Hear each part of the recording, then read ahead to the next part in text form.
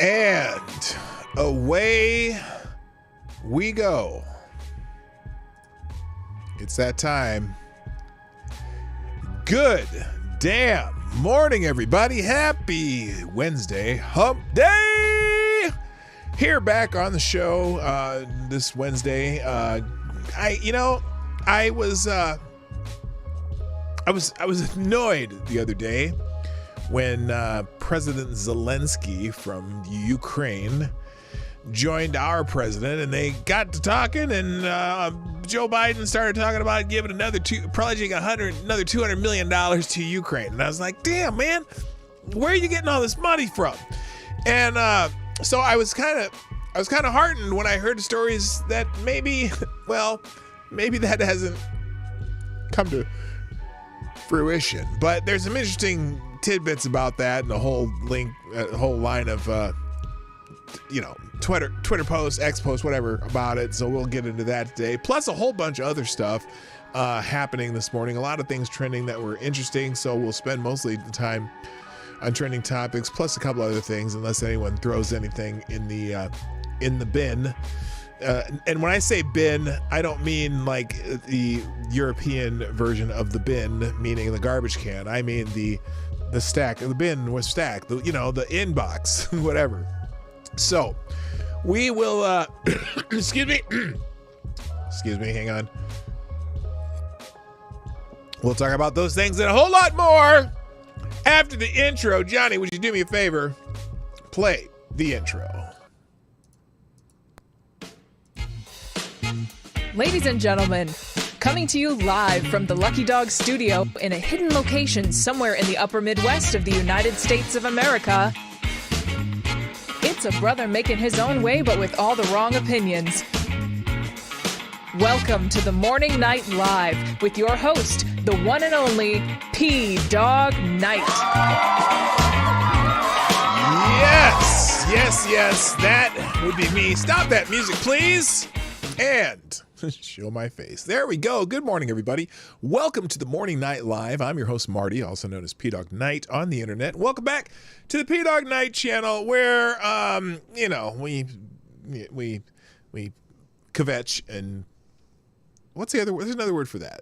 Anyway, we gossip and we talk about things in the news, and we just talk about stuff, and then you guys talk about it in the chat, and hopefully I pay attention somewhat. But looks like we got a good start today. A lot of people showing up. Must have got the notifications, and I tweeted out the show this morning. Please share the stream if you haven't done so already. A couple of you have. In fact, let's see who that is, because I see the notification. Jimmy Dots Hotep, thank you, sir. Tyler F, thank you for retweeting my tweet, or reposting my post, or whatever the hell you call it now, on the app formerly known as Twitter.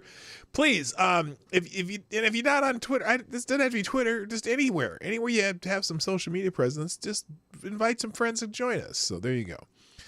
Apparently money does grow on trees. Apparently, my God, it's just, and Biden just, it seems like an arbitrary number, because it's been over 100 billion so far they've pledged to Ukraine, and then Joe Biden just blurts out, well, we're gonna pledge another $200 million, and I'm like, no, don't, stop it. I can guarantee. Look, you haven't spent all the money that you've already pledged him, first of all, because I don't even know where you got it from. You just give it $200 billion there, $100 billion of our stuff, right? And I can't imagine where it's gone. How could you have spent? That's more than the entire budget of the Russian military. How have you done that? And still, Ukraine is losing and not doing well. I mean, they say they are, but they're losing. They're recruiting 50 and 60-year-olds and drafting 13-year-olds and shit. And Zelenskyy, look. Wait, I need to save this rant. One last point. We're supposed to be doing this for democracy. And yet, you've got an autocrat who has banned one of the major churches in Ukraine. He has banned all opposition parties to the party he's part of. He just announced that they are going to, postpone the the presidential elections in March because of the war. What democracy? You've got a corrupt, autocratic nation in Ukraine, one of the most corrupt in the world, fighting another autocrat nation, and neither of them have any ties to the United States other than Joe Biden's bank account. Why are we sending the money? Well, here's what I think. The only reason that we've gotten ourselves in this, because remember when Russia went into Crimea, when Barack Obama's president, what did he do? Jack. He did jack. The only reason we are so involved and everyone's so gung-ho about Ukraine, the only thing I can think of is because of Hillary Clinton. Now, why would I say because of Hillary Clinton?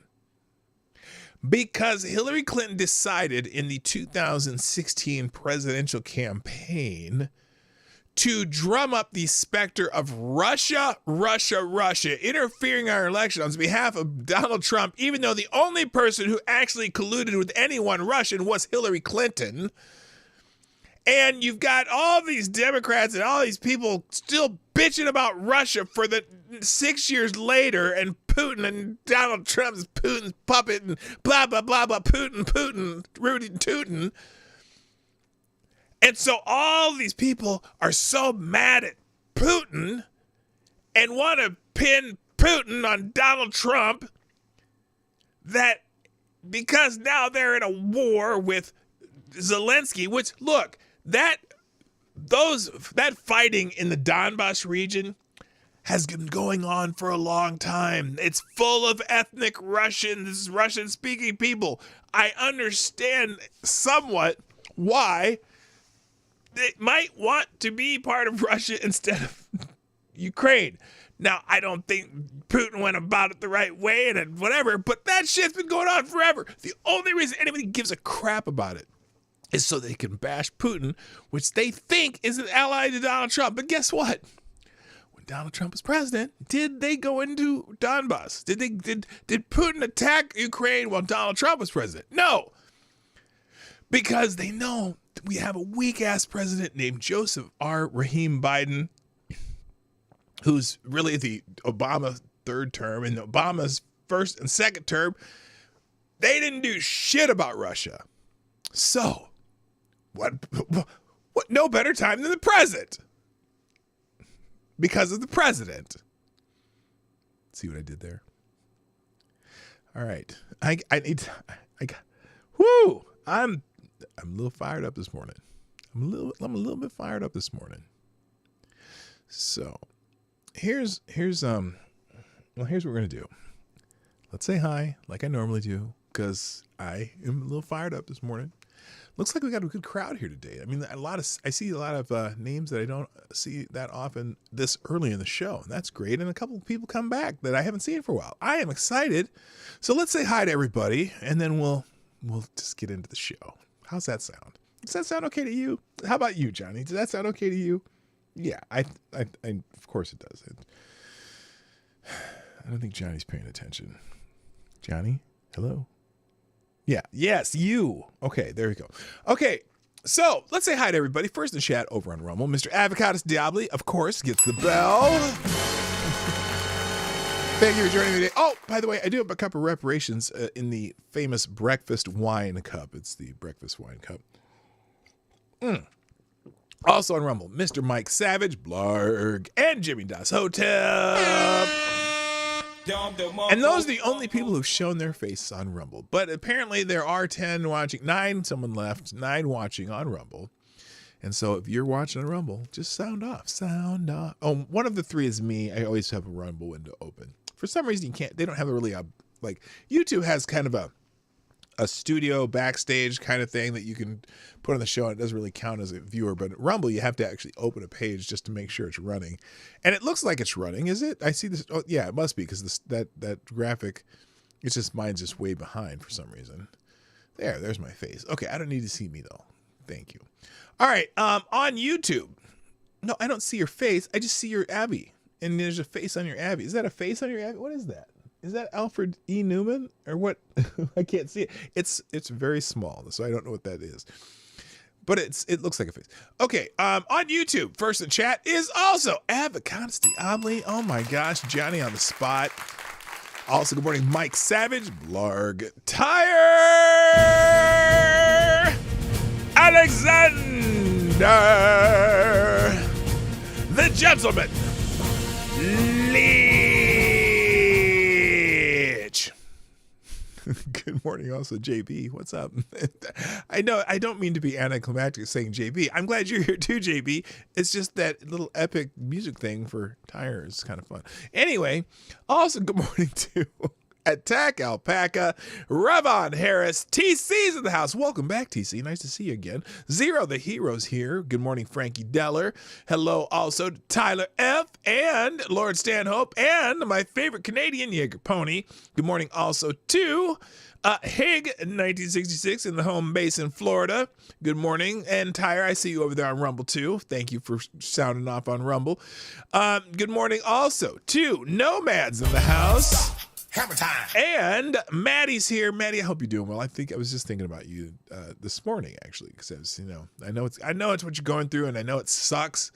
And I just pray for you and I hope you get better. So, also, good morning to. Is that everybody? Is that everybody? I don't know.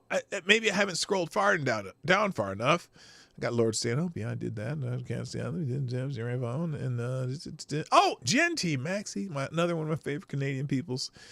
Welcome, my dear. And GDSOB is here. Nice to see you, Keenan. Another blast from the past. Welcome. It's nice to have you drop in on the live show. And is that everybody? That's just about everybody. That's everybody I can see so far. It's good to be noticed. Well, there you go. Nice to see all of you. Yes, I finally scrolled down to the bottom where I can see y'all. Johnny, get off the stuff. Yeah, Johnny, what's up? Are you drunk? You got that?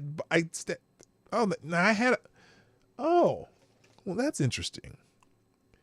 I haven't drank any of this in a while, and it's down to about. It was supposed to be here to here. Johnny, I know what you've been doing, dude.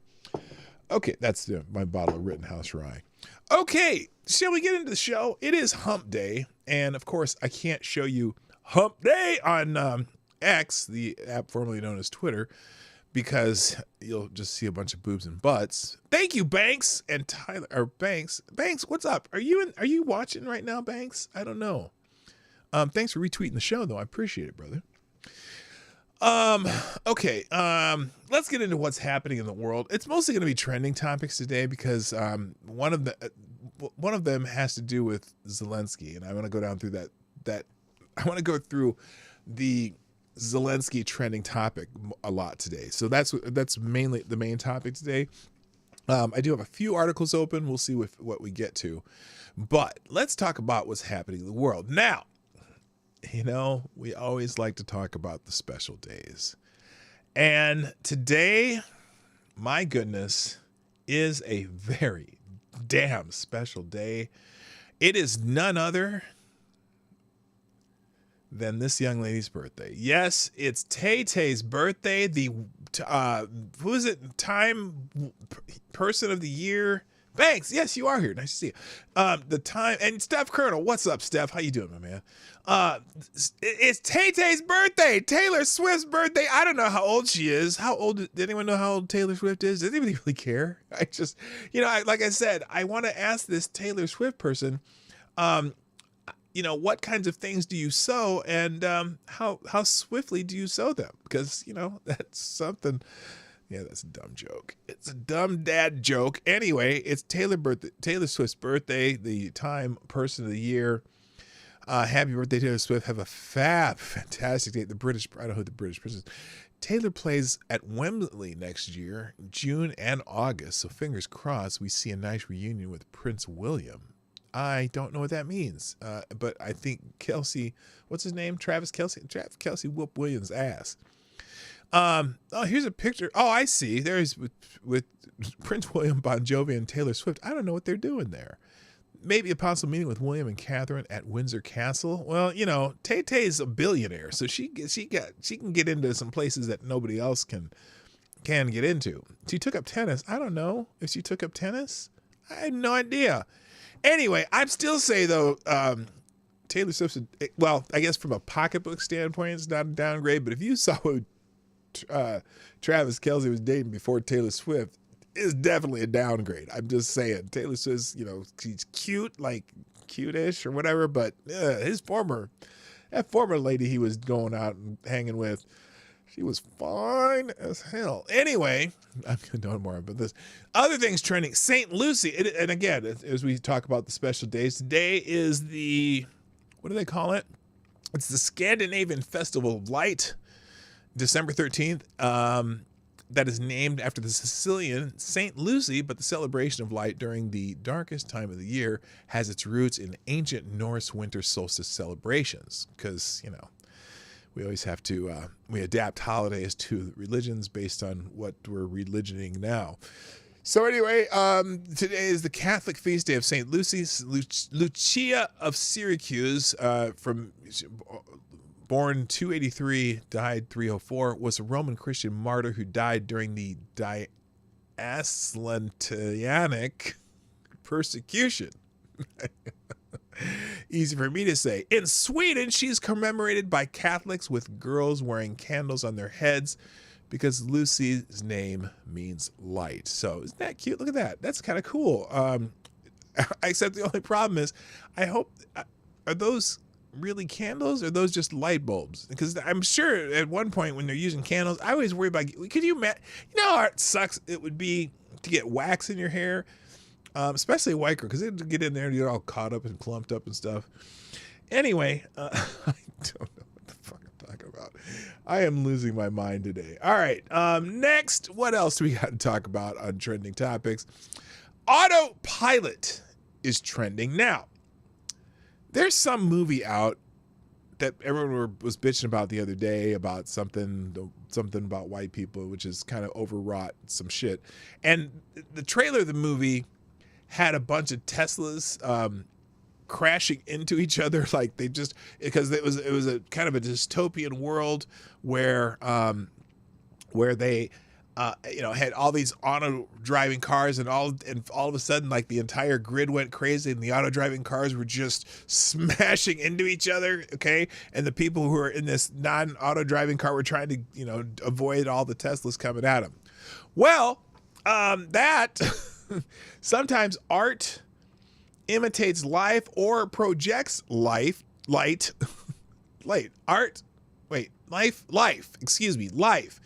Apparently, Tesla has now recalled all vehicles sold in the U.S. to fix systems that monitor drivers using autopilot. So now the AP, here's the AP story. So if you have a Tesla, this is good. Well, not good news. It's news you need to know. Tesla recalls nearly all vehicles sold in the United States to fix a system that monitors drivers. Okay, am I going to read this 3 times? The tweet's going to say the same thing as the headline, is the same thing as the first line. More than 2 million that were sold in the U.S. to update software and fix a defective system that's supposed to ensure drivers are paying attention when using autopilot. Oh, okay, because some people turn that autopilot on and just, do whatever they're doing, and they don't pay attention. And the autopilot's not infallible, as we have learned in certain cases. Good morning. I have to stop and slow down and say this name. Good morning, sure you gospel. Good morning. Nice to see you. Okay. Documents posted Wednesday by the U.S. safety regulators say the update will increase warnings and alerts to drivers and even limit the areas where basic versions of autopilot can operate. The recall comes after a 2-year investigation by the National Highway Traffic Safety Administration into a series of crashes that happened while the autopilot partially automated driving system was in use, and some were deadly, and they linked to whatever that was. The agency says its investigation found autopilot's method of making sure that drivers are paying attention can be inadequate and can lead to foreseeable misuse of the system. And it controls and alerts will further encourage the driver to adhere to their continuous driving responsibility. But safety experts said while the recall is a good step, it still makes the driver responsible. It doesn't fix the underlying problem that Tesla's automated systems have trouble spotting and stopping for obstacles in their path. So, and it's a lot of the full court press on Tesla and Elon Musk, but this is probably a smart thing to do. There's a whole lot more information, but if you own a Tesla or you know someone who owns a Tesla, let them know that their vehicle is on a recall. There we go. All right, let's move on. Also, Luke Combs, the country, I think he's a much country music star, and this is weird. Okay. So apparently there was a woman who was selling like Luke Combs themed tumblers, you I have my Teespring store. I don't have a tumbler, but you can sell merch, right? And she just had this Luke Combs themed tumbler, right? And apparently, here's one of the tweets talking about this. A woman made and sold 18 Luke Combs themed tumblers. Luke Combs sued her in federal court and won a $250,000 judgment. Oof. The court's official notice to appear was sent only by email and went to her spam folder. She never saw it and lost by default. She made $380 on the tumblers. Now, apparently there is an update to this. Here it is. There's the article again. Pinellas woman who sold Luke Combs themed tumblers owes the country star $250,000 according to a judge. By the way, good morning, Jeff Overturf. How you doing? Nice to see you. So apparently Luke Combs has responded to this lawsuit. Let's see what this is here. Let's see what he said. This might be Luke Combs. Yeah, that is Luke Combs, I think. What's up, guys? Luke here. It's 7:27 a.m. here in Tennessee. I woke up at 5 a.m. to use the restroom, and the first thing I saw was this. A woman that's being sued by me for $250,000. I spent the last 2 hours trying to make this right, trying to figure out what's going on, because I was completely and utterly unaware of this. Apparently, now it sounds like maybe his management did this, or his record label, or somebody. But anyway, we reached out. Firstly, my manager reached out to this news station that ran this piece to try to get some info. And so we do have a company that goes after folks, only supposedly large corporations operating internationally. Oh, so he didn't really know about it. Making counterfeit T-shirts, things of that nature, running illegal businesses. And apparently this woman, Nicole, has somehow gotten wrapped into that. And that makes me absolutely sick to my stomach. So I was able to get Nicole's phone number. I spoke to her this morning. Oh, how about that? She told me that, she was absolutely shocked by this. I'm so apologetic. Talking to her, it makes me sick. Honestly, that this would happen, especially at the holidays. I can't imagine being. And I'll be sending a collection agency to her house daily until she pays me. Stupid bitch. No, he didn't say that. Let's hear the rest. In her shoes. She told me there's $5,500 locked up in her Amazon account. I'm going to double that, send her $11,000 today, just so she doesn't have anything to worry about. She was never supposed to be involved in anything like this. Oh, damn. No How about should that? Never have to be involved in anything like this. And she got in trouble apparently for making tumblers. So I'm going to make my own tumbler today. That's going to go up today. I'll keep you posted on that. But all that money is going to go to Nicole and her family. Oh, damn! To try to help with her medical bills. Hopefully that can help her out. And again, this is unbelievable. I was completely shocked when I saw this morning. It makes me sick. This is not something that I would ever do. This is not the kind of person I am. I'm not greedy in any way, shape, or form. Money is the last thing on my mind. I promise you guys that. And I invited Nicole and her family out to a show this year so I could give her a hug and say sorry in person. And yeah, I love you guys. I just wanted to clear that up, man, because it makes me sick for anybody to be thinking that I'm this kind of person, because I'm the farthest thing from it. So love you guys. All right, and, let's I'll keep you give posted. this man a hand. How about that? So, Luke Combs is a class act. Y'all, stop that. Now, y'all, you know what? That's fucked up. All right? Stop with the parenthesis jokes. Come on. First of all, it doesn't matter who his manager is, and that's just, I don't like that kind of shit. Okay, stop it, stop it. Anyway, no, you know what? That's one of those things that merch companies, the people who contract to do that merchandise, do. They go out and sue people, and to go after just an individual person is that's crazy. So good on Luke Combs for. Good on Luke Combs for making it right, and it sounds like she's going to be doing all right with that. So good for him, good for her, and I would fire his merch company too for suing her, but you know how that goes. All right, moving on. Also in trending right now is the national anthem. Okay, we got a new national anthem controversy. No, it's not kneeling, but it is sitting. It is sitting.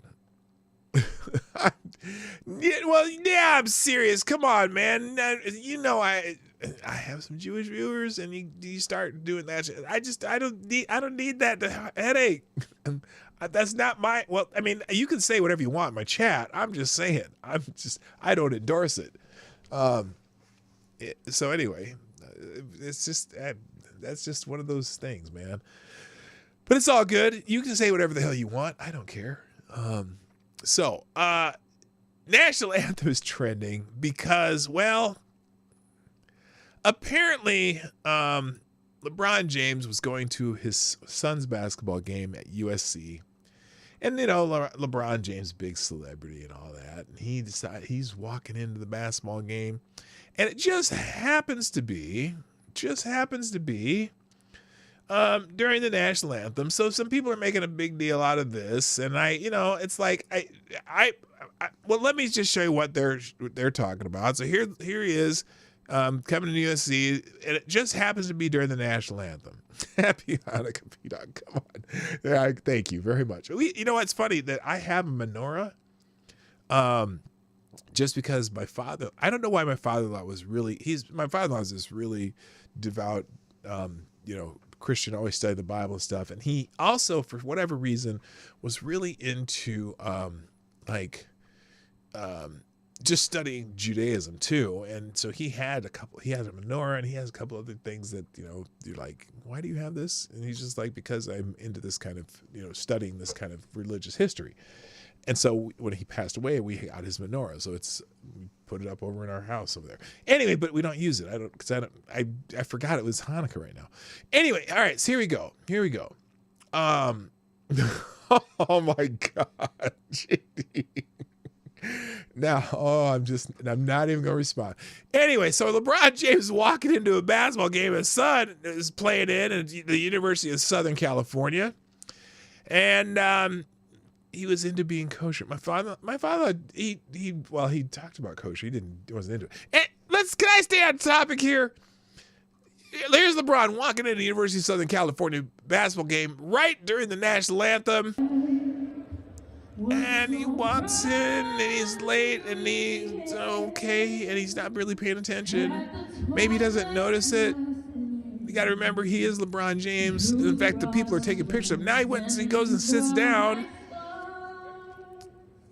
Does he not know the national anthem playing? Maybe because he doesn't have to stand up because it's not his team playing. So anyway, so people are making a big deal out of that. Now, and people are mad about it. So this guy says, Colin Rugg, he's a conservative kind of a dude.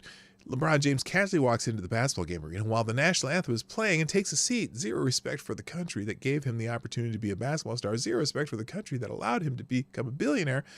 Oh my God, he goes on and on. How far does he go? Zero respect for the men and women who defend our country so he can live his life. Shameful. I don't Okay, and I look, etiquette wise, dumb, right? But I think people are making partially. LeBron completely ignores the national anthem, sits down, outkick. LeBron James refused to stand with pride during the national anthem prior to USC game. Instead, he chose to walk around and then just sit down, showing zero respect for the America's beautiful anthem. It was absolutely embarrassing conduct. Look, yeah, Jeff, he's just not into America. I don't know if it was intentionally disrespect or if LeBron's just not very smart. I don't know. It's certainly very odd behavior, especially when your son's over there standing at attention, paying attention. But I almost put it off to him being a out of touch celebrity too, because he's got to come in. He's got the little bodyguard dude there, and whoever the little girl is probably is one of his other kids, but now, and some people are mad, and some people are saying, of course, what happens whenever something like this happens, people are criticizing somebody. I just think maybe he's just dumb. But then you have the Ed Krasensteins of the world, who his entire, this is the Daily Krasenstein, by the way, who is always has a what about. Okay, so here's his what about, and here's what a lot of people on the left are counting with. To everyone who's attacking LeBron James for walking onto the court during the national anthem, saying he's disrespecting our country, I have two questions for you. Is this clip below of Trump joking around, pointing to people during the Star-Spangled Banner disrespectful too? Do you always stand for the national anthem when you are at home or at a bar that plays it on the TV? Did you stand when you watched the LeBron video? If not, is there any difference? Okay, first of all, the etiquette is when you're in the place where it's being played. Not too many people stand up in the bar, or nobody stands up when they're watching it on TV, or when I just watch it. No, I didn't stand up and put my hand over my heart. I don't know why we always play the national anthem before every sporting event, but maybe just because we love our country. But if that is the etiquette of when you're there, sure. Now, as far as is the clip of Trump joking around, let's see if Trump's joking around. Because I don't even know. Let's see if there's even sound to this. Let's see.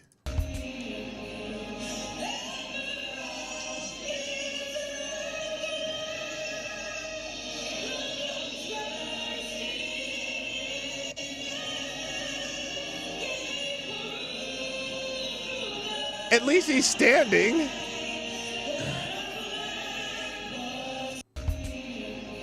Now, did he sit down? That's what I'm wondering. Or he just moved the chair so he could stand closer to his wife. So anyway,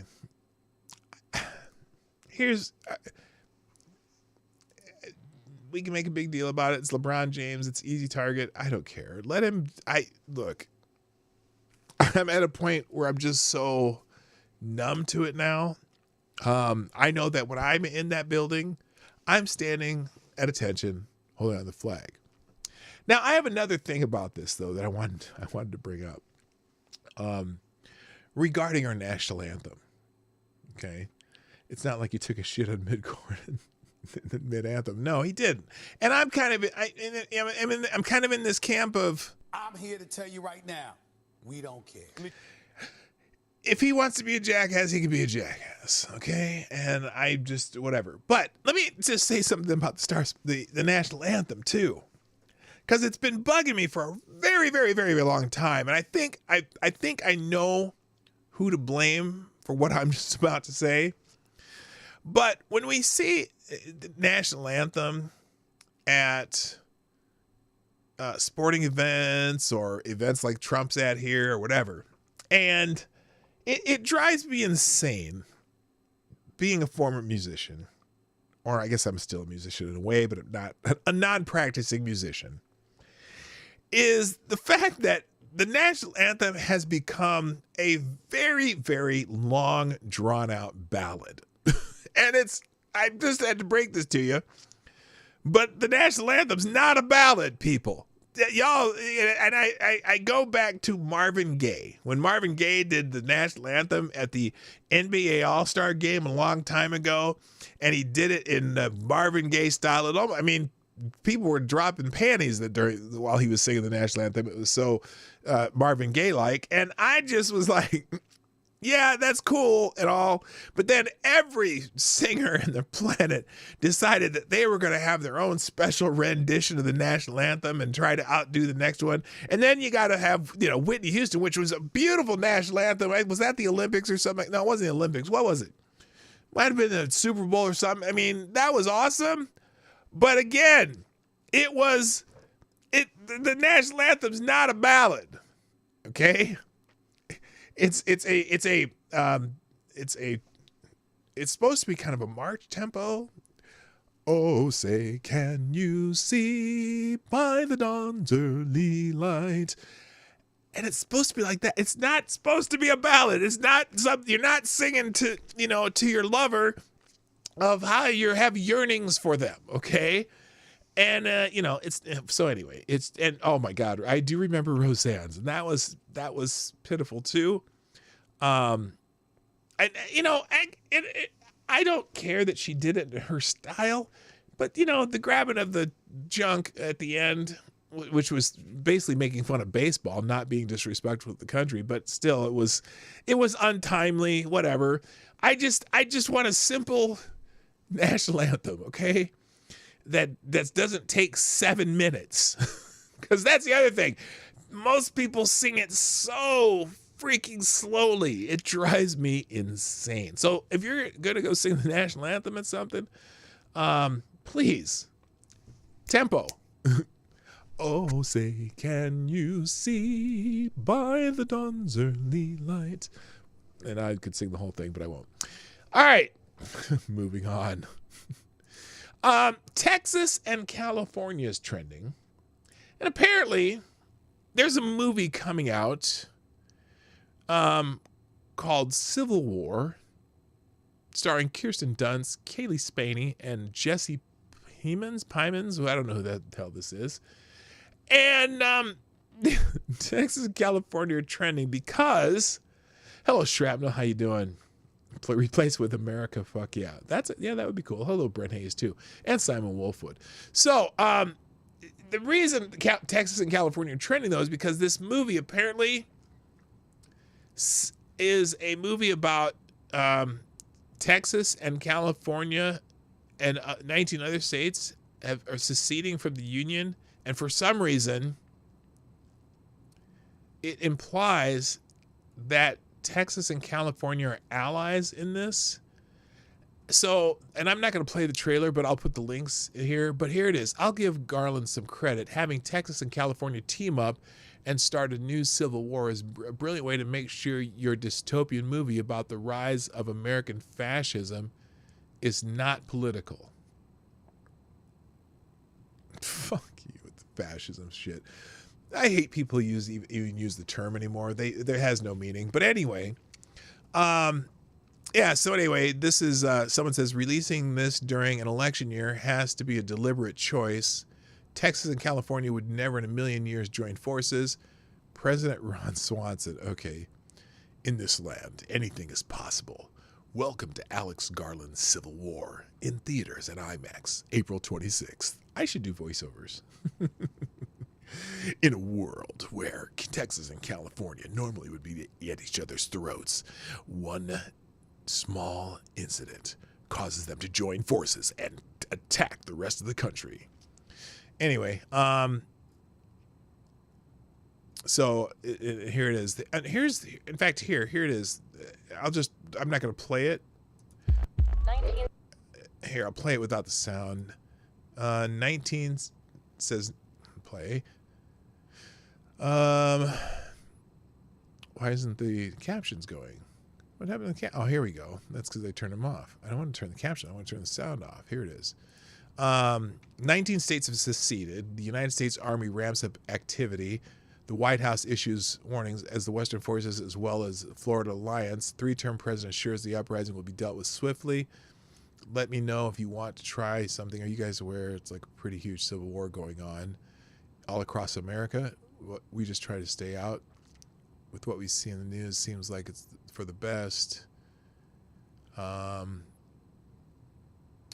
Okay, so there it is. There it is. The so-called Western forces of Texas and California. That's the implication that they were. You out of here, GDSOB? Oh no, that's a hi because those ain't real dudes here. Okay, I'm like every time I hear ciao, I always think of ciao as goodbye, but ciao is also hello, right? Okay, I always mess that up. The so-called Western forces of Texas, California movement. Okay, written directed by Alex Garland. They've suffered very great defeat in the hands of the United States military. President, you regret use of airstrikes against American citizens. They're moving to D.C. today. Okay, this is interesting. I'm not going to play the trailer, but you should check it out. I like A21 Films. Do you? I'm not familiar with them, but it looks like they have a lot of stuff. So anyway, check out that trailer. It'll be in the links. Next up is Glenn Youngkin is trending, the governor of Virginia. And part of the reason Glenn Youngkin is trending is because apparently there's a new sports facility being built somewhere in Virginia, Alexandria. Let's see. Well, let's see here from himself. Glenn Youngkin is excited that they're building a new sports facility. And here. Thank you and good morning. Okay, folks, I'm not sure I could be more excited to come together this morning. Yes, it's only in your right ear, by the way. The executive order that I passed last night for sunshine on this chilly morning actually happened.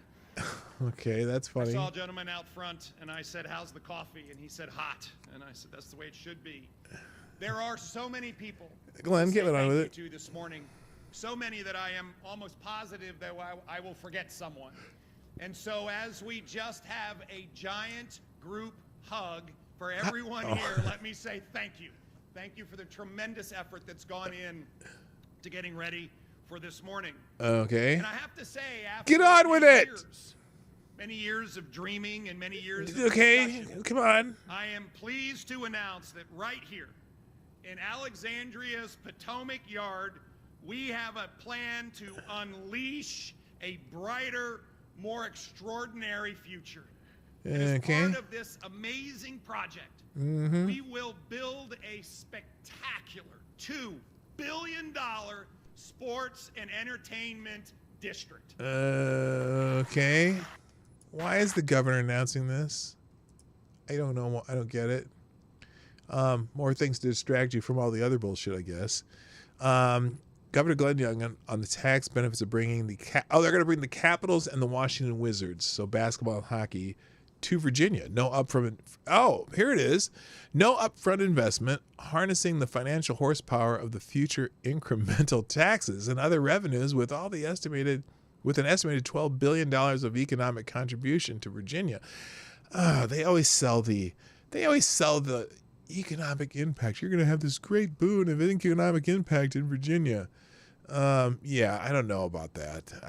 I don't like. Can we have the NBA and the NHL and the NFL and baseball? Can we have them just build their own fucking stadiums? They get these billion dollar, television contracts. Can't they just go put it in build one stadium a year in Major League Baseball with your baseball contract? Holy shit, $2 billion for a sports complex. They must have money to burn. Now, the other part is Glenn Youngkin was on CNBC and has confirmed that he will support Trump if he's the GOP candidate. Here's the clip. You would endorse former President Trump if in fact he is the candidate. Yeah, I've been clear. I'll support the Republican candidate. And again, I think this is a matter of the future of the country, and we have to make sure that we don't have Joe Biden back. You would okay, endorse... so that's just a ringing endorsement. Here's he's on CNBC talking about the Wizards and the Caps moving. What happened? Good morning. Great to be with you. It's an exciting day in Virginia. We just announced that we will be developing in partnership with Monumental Sports and the city of Alexandria the most state-of-the-art sports and entertainment district in America. It will anchor the most technologically advanced innovation corridor in America with HQ2, Amazon at one end, and the sports and entertainment district at the other with Virginia Tech's innovation campus in between. It's a $2 billion development investment. Who's investing in it, though? That's what I want to know. The most innovative public-private partnership that I have seen in my entire career, where we have the city of Alexandria, the Commonwealth of Virginia, and Monumental Sports all winning together. I'm particularly excited. This Commonwealth of Virginia is a big I think Monumental Sports owns the Capitals and the Wizards, and I think it sounds like they're going to put some money into it. So it's not just and Amazon's going to put some money into it. Okay, it looks like they have a little bit of a partnership plus some tax incremental funding, whatever that means. Participant in this, we will not be making any upfront contribution, but we'll be supporting this huge investment with incremental tax receipts and other receipts from the sports and entertainment district. This will be home to two great sports franchises. And I have to say that the work that we've done with my longtime friend Ted Leonsis has been truly, truly extraordinary and rewarding. This is a big day for the Commonwealth of Virginia. I might say it's even monumental. Okay, that's interesting. So that's why Glenn Youngkin's trending. All right, let's move on. Let's see, because I need to get to the main topic here. I'm almost there, though. Somebody named Ken Langone is trending. Now, this is, remember, was it a couple weeks ago where there was a bunch of people who wanted to boycott Home Depot because I think it might have been their CEO. It might have been their CEO who said that they were endorsing Donald Trump. Well, the Home Depot also has a co-founder, and apparently the founder and the co-founder are at odds with their little political, their political, what would you call it? Political opinions, so to speak, or choices. And apparently Ken Langone is a co-founder of Home Depot, and apparently he was trash talking President Trump. Let's see what he says here. Well, this is here. First of all, here is he's on Fox News, and he is endorsing Nikki Haley. Yes, I am going to support her. I think she's just what we need right now. I think her approach is smart. I think she's clarified herself on some issues, which is very important. And more importantly, I think the American people need this kind of leadership. Statesman-like, elegant. Okay, so he must have some investments in Raytheon. The last 6 or 7 or 8 years. It's not good, Neil. It's not good at all. So by that, you did not like good Ron DeSantis. I didn't mean to jump on you there, Ken. Why not Ron DeSantis? No, I did like I did like Ron DeSantis. His numbers aren't moving, Neil. Yeah. The handwriting's on the wall. Now, on the other hand, Nikki Haley has had a very substantial upswing. Look, she's still 60 points behind, though. Committed to is we've got to beat Joe Biden. If Joe Biden is going to be their nominee, we've got to beat him. We can't take any more of this man. What's going on in the country today is mayhem. Okay, so at least he's mayhem. Not happy about Biden. Okay, so let's see. We got another one here. And then this person is upset because Ken Langone, the co-founder of Home Depot, is trash talking President Trump. Let's see this one. Home Depot co-founder Ken Langone meeting with Nikki Haley and trashing President Trump on Fox News. Here we go. It's also to support the present front runner, Donald Trump. He beats Joe Biden in all these polls, so why not Donald Trump? Oh, that's a little sigh. Did you see that? Wait a minute. Did you see him sigh? Wait, let me go back. Because Cavuto says something about the current front runner. Let's look at it. Watch him. On Fox News. Here we go. It's also to support the present front runner, Donald Trump. He beats Joe Biden in all these polls, so why not Donald Trump? He's not happy. Look, I think his time has come and gone. Unfortunately, the last 3 months of his presidency certainly did not speak well of him, not in my mind anyway. I admired what Al Gore And yet did he's in 2000 when David Boies said there was still a chance of fighting Bush in court, and Gore said the American people have had enough. We're done. He put the American people ahead of him. What Trump put this country through for the last 3 months of his presidency was disgraceful. I'm sorry. And okay. I think, is frankly, he trashing Trump by saying that? I don't look. If that's his opinion, great. It's not necessarily my opinion, but I don't consider that trashing Trump. That's just his opinion. That to me ruined his chances to succeed himself at some point. And yet he's up in aggregate polls over Biden by 10 right now. Now, does that mean he'll be up a year from now? Well, a year from now, we'll know who the next president is. But you know what I'm saying. Next year. Anyway, So, I think what happened on January 6th, all he had to say was, please go home. You made known your feelings. Now go home. and he did, except the place where he did it took it down. Come on.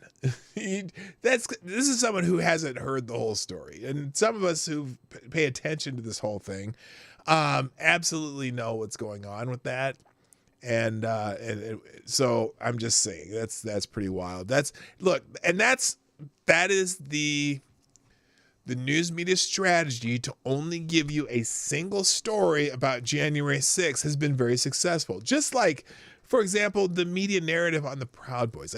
Someone was said something about the Proud Boys the other day, talking about this racist white supremacist group. And I'm like, what?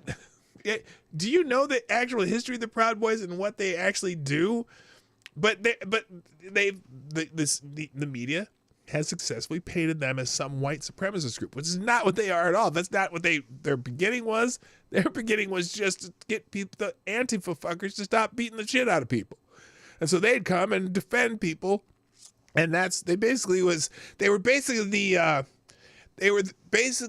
the jets to the Antifa sharks. You know, the Antifa was the sharks and the Proud Boys were the jets, basically. They just like to have some rumbles and shit. So anyway, let's see what else he says here. You sat in a room and watched it for 3 hours. No! And again, that's media narrative. That is media narrative. And in fact, there is video of Jason. What's the Jason? The dude that had the horns on, the QAnon shaman guy. Before he even entered the White House, he was reading one of President Trump's tweets to the crowd, where President Trump said, "Be peaceful. Do not,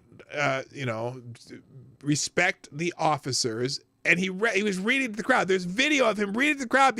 And remember, because Jason Chansley, that's his name, was one of the first people in the Capitol building. So it was before they entered the Capitol building that he's reading these Trump's tweets to the crowd about be peaceful, be, whatever.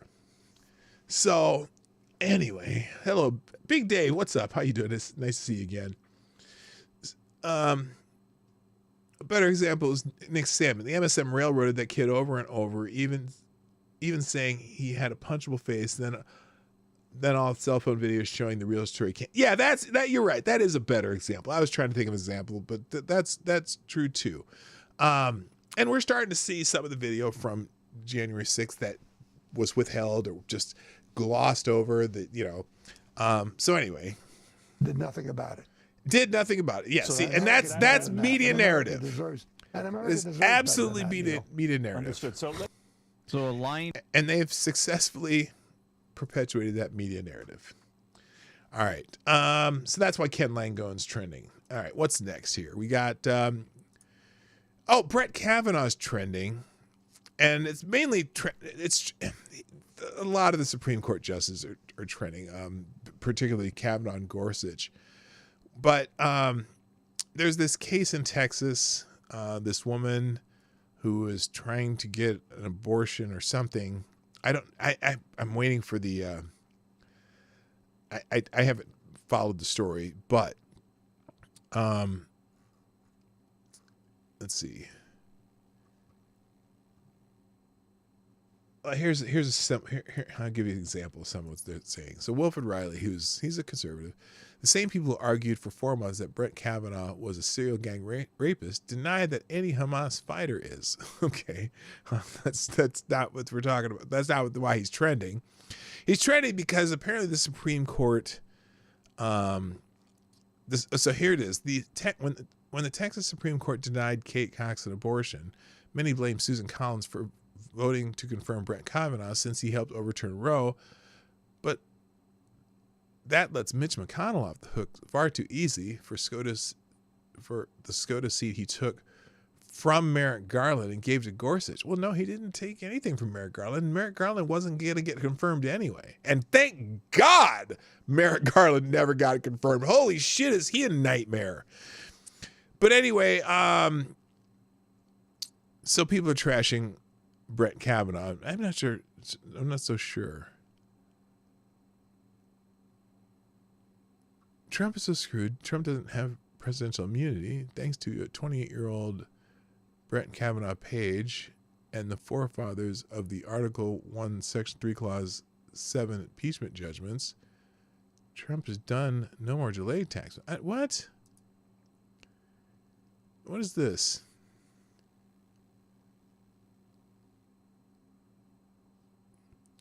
Judgment case of impeachment shall not stand further than removal from office or disqualification to hold and enjoy any office of honor, trust, or profit under the United States, but a party convicted shall nevertheless be liable to and subject to indictment, trial, judgment, and punishment according to the law. What is he referring to here? I know they have that the Jack Smith is appealing to the Supreme Court. The framers thus appear to anticipate that a president who commits serious wrongdoing should be impeached by the House and removed by office by Senate, then prosecuted thereafter. So apparently there's, let's see. Compare Brandon Joy's response to Brett allegations. Oh, I don't know why he's trending. There's a whole bunch of reasons. But they're trashing Susan Collins for approving him. And let's see. Oh, here we go. This must be investigated. So they love investigating the Supreme Court justice they don't like. Who paid off Supreme Court Justice Brett Kavanaugh's $92,000 country club fees and his $200,000 credit card debt, his $1.2 million mortgage, and bought themselves a SCOTUS seat? And what role did Justice Anthony Kennedy's son? Okay, that's some old bullshit. Who knows? They're going after the conservative judges constantly, so who knows why this is. All right, let's get to the main topic today. And I'm going to skip. House Republicans are part of the story, but let's talk about Zelenskyy. Because Volodymyr Zelenskyy visited Washington, D.C., coming to, with his ShamWow salesman act, trying to get more money for Ukraine and meeting with President Biden. And he also met with a whole bunch of defense contractors, which I thought was interesting. So, but here he is on Fox News begging for Western leaders to send all their money to Ukraine. Don't build roads. Spend all your money on weapons, drones, society, and pensions. We only have one enemy, Putin. So what's interesting is he keeps talking about this money going to Ukraine and some of it for pensions. Here's the clip here that was on Fox. We're going to go through a bunch of these, so let's just see what this one is. What do you say to critics who are saying that? Saying what? I say such person from government or mayors think about the war, think about how to defend our people. Don't travel through the world each day. Travel to the front line. Ask people, ask soldiers what they need. Do this. Not build roads for today. Don't do it. Spend all your money to the weapon, to the drones, to the society, to the pensions, and the pensions. And don't cry, because is that paying your soldiers? Is that what he means? That's why we are. I wonder when he says pensions, does he mean paying the soldiers? People are not crying. People stay and fight against Putin, and we don't have any enemies in our country. We can't have time for this, and we don't have it. We have only one enemy. This is Putin, and that's it. But you'll stand from democracy going Yes, forward. of course. Oh, will you now? Even though you just announced you are canceling your elections in March? That's interesting. All right, let's just go down the line here, though. Glenn Greenwald. So apparently, Michael Tracy put this clip of Representative Jim Hines, a Democrat from Connecticut, who scoffs at calls for oversight of Ukraine funding. Says we didn't hear those calls for Iraq or Afghanistan. Furthermore, says Hines, nobody asked Winston Churchill what his plan was for winning World War II because he wasn't sure. So nobody would ask Ukraine. So this sounds like it's going to be brilliant. Let's see what this is. And if we accede to where half of the Republican majority is today, which is that we're not going to support Ukraine in this fight, why are we supporting Putin Ukraine? will not stop. And soon the United States will have no choice but to step in to stop Vladimir Putin. We hear these excuses. There's not enough accounting. There's not enough oversight. We didn't hear that when we were supporting the Afghani regime. And we should have. Maybe we're finally learning our lesson. We didn't hear that about Iraq. And we should have. Hearing that about Ukraine. We hear that we would like to know what the plan is for victory in Ukraine. Well, let's see. We're just giving them shit tons of money that isn't theirs, but we're just giving it to them anyway. Why shouldn't we have some accountability? Don't you? What? We keep giving you money and you're losing. What's your plan? Or should we maybe think of doing something else? Ceasefire. You asked for a ceasefire in Gaza. Why not ask for a ceasefire negotiations in eastern Ukraine? Winston Churchill, the hero of World War II, what his plan for victory was? No, they did not, because he wasn't sure. But we stood by him because he wasn't sure. He wasn't sure? You mean they didn't bomb the shit out of Dresden? God. That this institution has now lost. If we think for one moment that Putin is the only one who is enjoying this moment, think about what President Xi of China is learning. Think about what the Iranian mullahs are seeing. What? That we're going to give your enemy tons of weapons and not really do anything? What are you talking about? Think about what the North Korean dictator is coming to North Korea is a understand. paper tiger. That this Congress, when faced with the demand that we fight for liberty and freedom, we cut and run. That's what is being learned. And anybody who reads an iota of history will understand the tragedy Do y'all that think is behind that. Does anyone get the feeling sometimes that we're just getting punked? Like Russia and Ukraine, two of the most corrupt governments in the world. Well, Ukraine especially is one of the most corrupt governments in the world. That they're just out here, lobbing shit at each other, not really trying to hit each other, and they're just using up all our shit so that when they use up all our shit and then they come attacking us, we won't have anything to protect ourselves with. I don't know. That's a stupid conspiracy theory, but it's funny, and I said it anyway. Don't come at me. How you doing? Selected boys in the house. Yeah, and K Shaw, what's up? Anyway, let's scroll down. Zelenskyy was sold to Western publics as Churchill 2.0. He'll be remembered as Biden's fool. That's harsh. Aaron Matei staying on mesh as Lindsey Graham emerged from his meeting with Zelenskyy today and gushed. He'll fight to the last person. Yeah, we're proxy warring Ukrainian citizens out of existence, aren't we? Yeah, he'll fight to the last person. Well, that seems to be the direction it's going. Here's a picture of Zelensky meeting with U.S. arms manufacturers yesterday in Washington, D.C. Here he is pictured alongside executives from Lockheed Martin, Boeing, Northrop Grumman, General Dynamics, and others. Looks like many lucrative business opportunities still ahead for these valued partners. Yeah, because the United States just keeps giving them money to buy shit from these guys.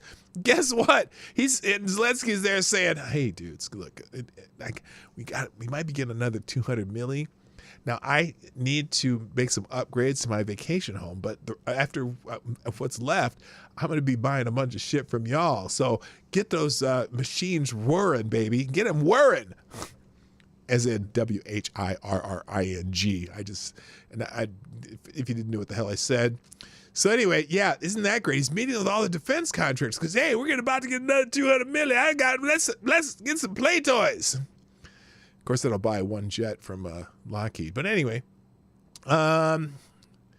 first, now here's here's President Biden, okay? This is, because he's mad at Congress because, oh, by the way, so he promised Zelensky $200 million, and the Republicans are hemming and hawing, and he went home empty-handed so far because they're not so fast. Like, not so fast. We need to tie this to some border security. If we're going to secure Ukraine's borders, can we secure our own borders too? Wouldn't that be something? Because, we have a little problem on our own border. So, and the Democrats are like, no, we can't do that. We don't want to, we don't want to make sponge brain shit pants look any better than he is because he's the greatest president ever. Well, President Biden tweeted, if Congress breaks for a holiday recess before passing supplemental funding for Ukraine, they'll be giving Putin the greatest gift he could ever hope for. I'm calling on them to do the right thing. Stand with Ukraine. Motherfucker, Ukraine's not our ally. Do we have any sort of agreement with Ukraine? We still don't. But somehow they're the most important thing we got to do right now. Because we're protecting democracy, where they banned all opposing political parties and banned the church and not going to have an election. But that's a democracy. Sarah Carter says, first, I think your family should donate to Zelensky some of the millions the Chinese Communist Party gave you. Oh, snap. Vivek Ramaswamy, here's Volodymyr Zelensky wrote this. I met with U.S. leaders of U.S. defense companies and expressed my gratitude to every American worker who manufactures weapons that help us safeguard our people and defend our land. Poorly. I appreciated all American companies that attended last week's U.S.-Ukraine Defense Industry Conference. I proposed establishing a European defense hub in Ukraine. We are prepared to make all essential decisions, cut red tape, and allocate orders. We are ready to produce more ammunition and military vehicles, but we require support, and it is important to develop joint productions of artillery, ammo, air defense systems, and artillery and missile systems. Together, we can create more jobs. Oh, it's a jobs fucking program. Together, we can create more jobs, generate more strength, line your pockets, and provide more opportunities for both our nations to pilfer and skim off the top. Good God. We can create more jobs. Gee, our war in Ukraine is a jobs program. To that, who is this? Vivek Ramaswamy says, Zelensky and the military-industrial complex are now using, quote, job creation, end quote, and, quote, providing opportunities, end quote, to justify more prolonged U.S. involvement in this no-win war. Can't make this stuff up. Vivek, you read my mind, brother. Mary King, American tax dollars should stay in America, never be gifted to other parts of the world, especially to fund foreign wars. That's, I've got you there too.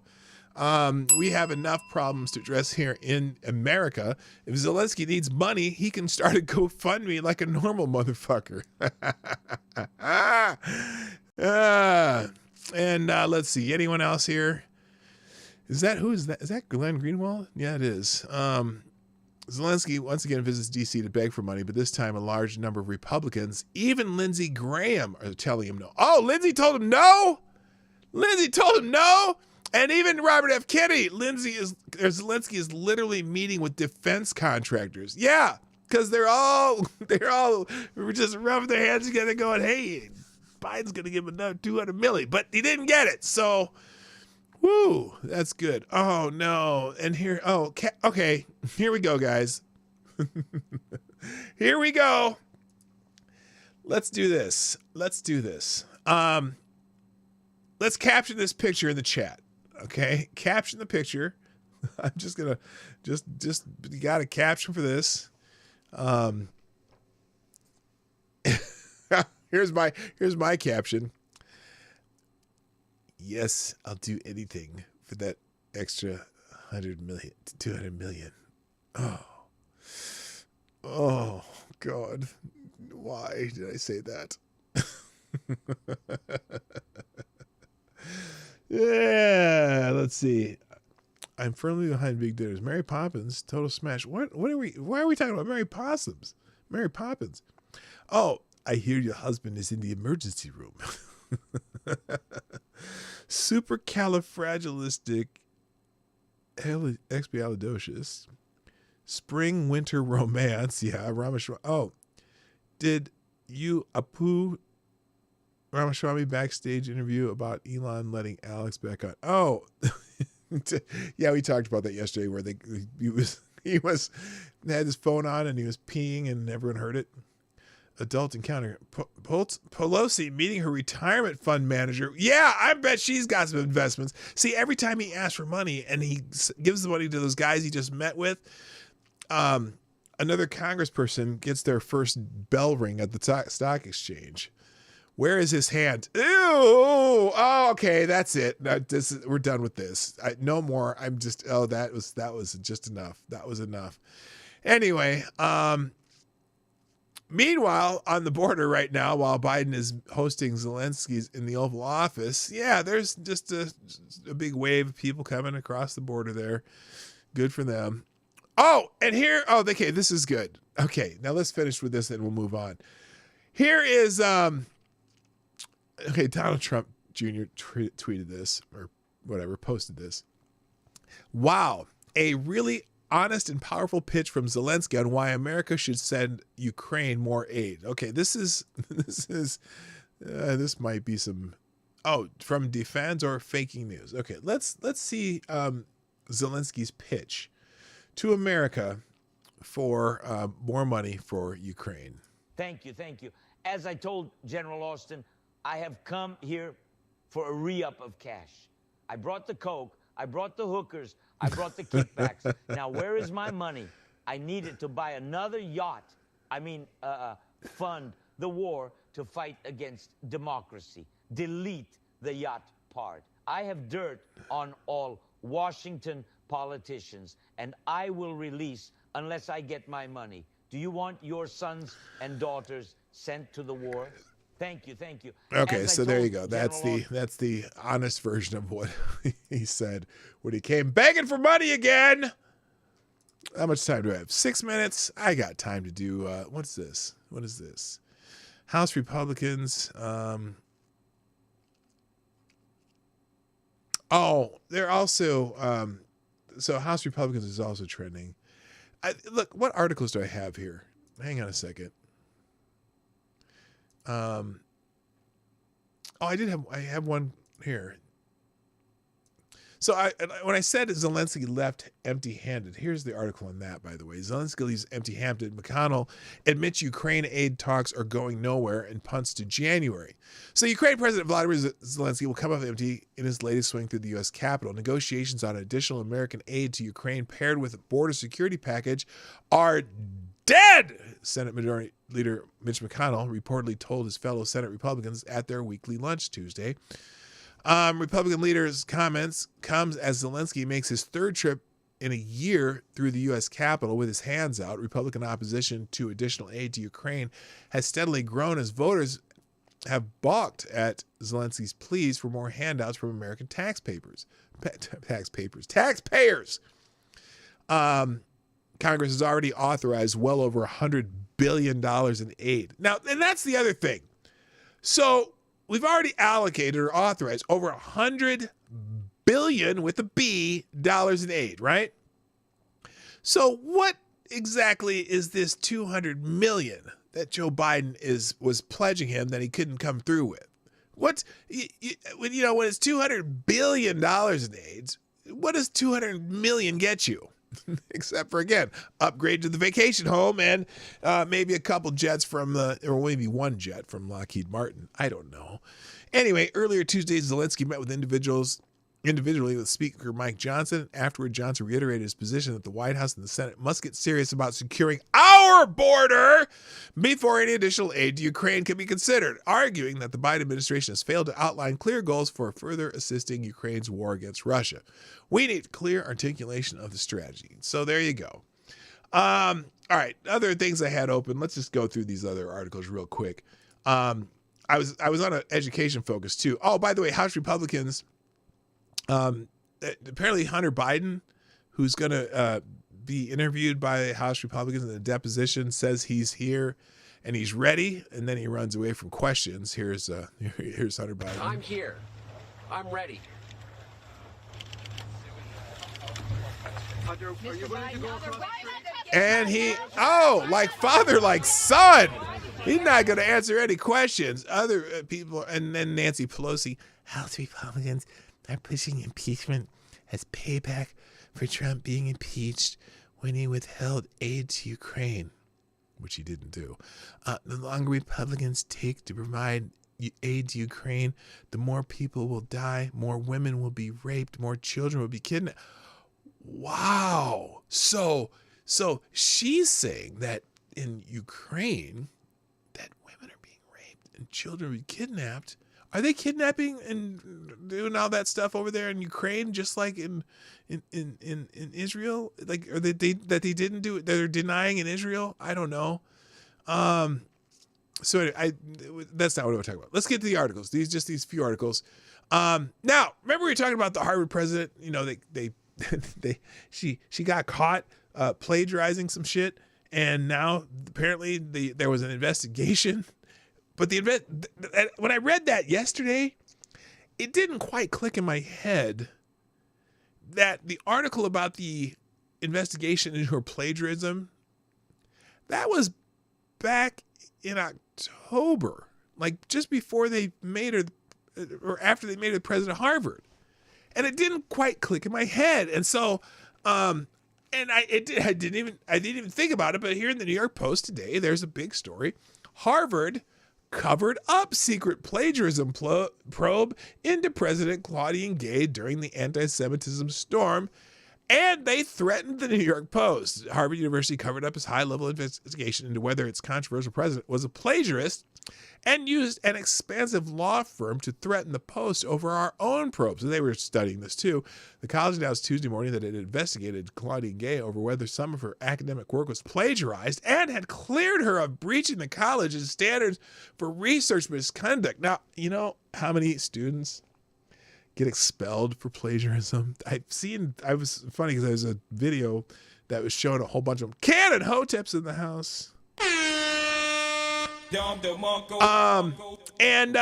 the idea that they retroactively issued corrections to 4 different pieces of work, including her PhD thesis.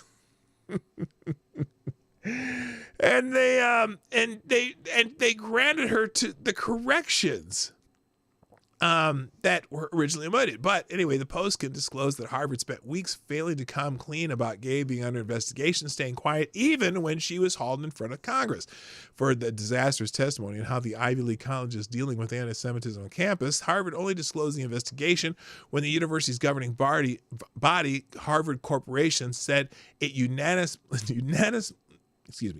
unanimously stood behind her despite a firestorm of criticism for her evidence to Congress. Or I think not evidence, her testimony to Congress. They messed up here. That's a bad editing thing there. Anyway, Harvard's public statement on the allegations of plagiarism came a day after a conservative activist posted questions on X about citations in Gay's 1997 PhD dissertation, which she failed to she failed to footnote or attribute quotes to whoever. So anyway, that's humorous. But the fact that it was I didn't like I said, I didn't listen to myself when I read that. That was in October. They've been sitting on this. They knew, and they decided they just quietly didn't give you the results, and now they had to disclose it. And they're standing behind her. Unreal. And PJ. Oh, and by the way, this is the Kevin Downey editorial in PJ Media. If you thought Harvard's commie president was going to be fired, you still don't get it. Although the University of Penn lady, she stepped down, didn't she? In a real world of consequences, Harvard's presidente, Claudia Gay, would have been sent to the showers for not condemning calls for the eradication of Jews at Harvard's hateful campus. But that isn't the world in which we live. We dwell in a time when a neo-commie like Ms. Her Gay, I don't want to assume gender, can sit on her affirmative inaction hands and allow students to call for the murder of every Jew on the planet, Janet, and keep her job because woke yo. Okay, stop it. Anyway, they weren't going to fire her because you know what? She has the right views. Let's put it that way. I don't need to read this to do that. And in fact, Harvard does cancel a congressman who mocked Harvard cancellations.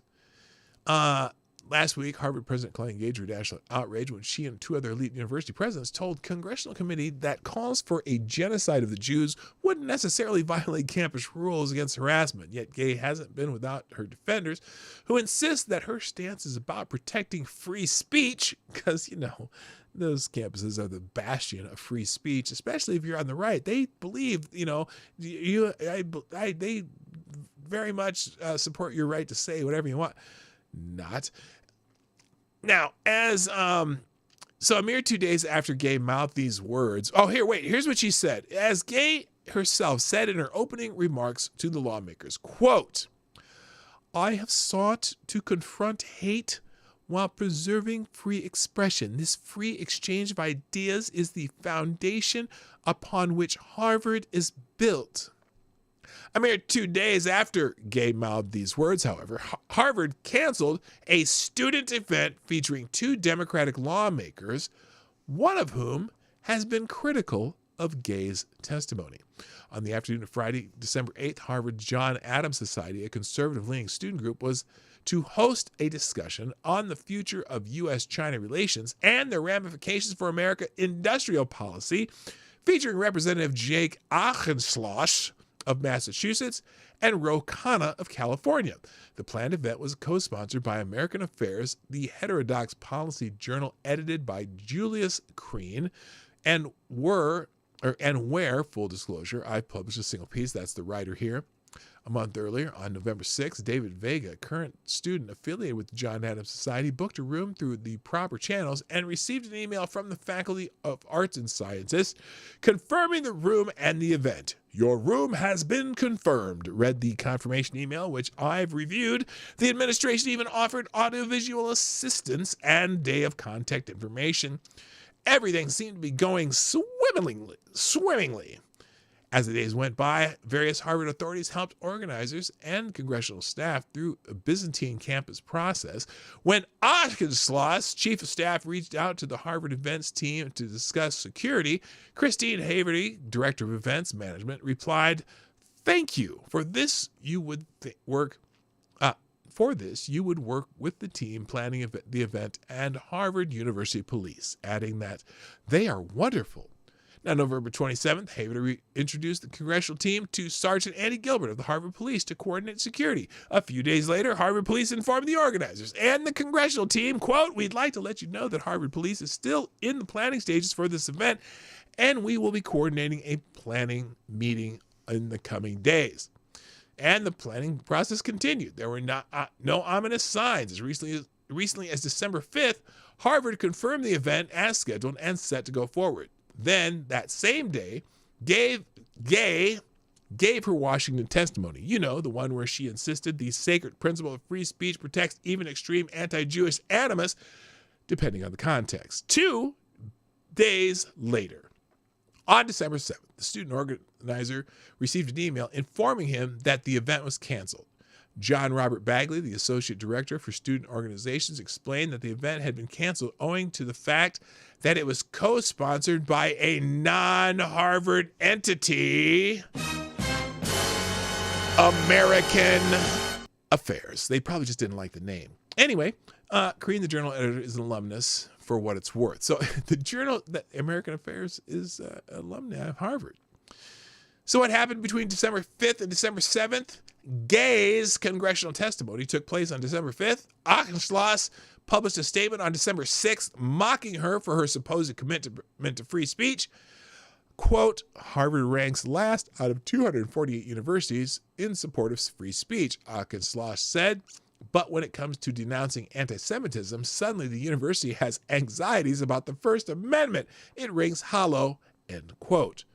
On December 7th, the event was canceled. Ha!